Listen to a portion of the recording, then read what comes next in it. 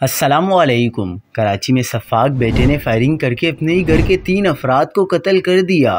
ہر طرف کوہرام مچ گیا، علاقے میں خوف و ہراس پھیل گیا۔ کیا آپ حالات حاضرہ سے آگاہی حاصل کرنا چاہتے ہیں؟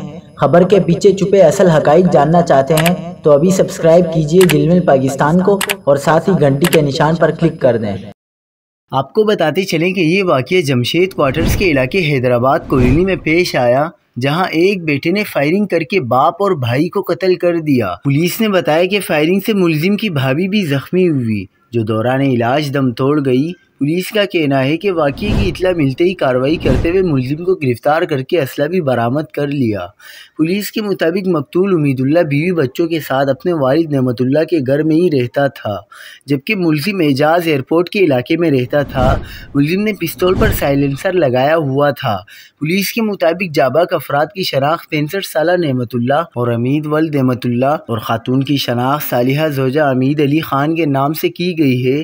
پولیس کا کہنا ہے کہ فائرنگ کرنے والا شخص حراست میں ہے، جبکہ واقعے کی تفتیش کی جا رہی ہے۔ فائرنگ گھر میں ہی ہوئی۔ ملزم نے والد، بھائی اور بھابھی کو نشانہ بنایا۔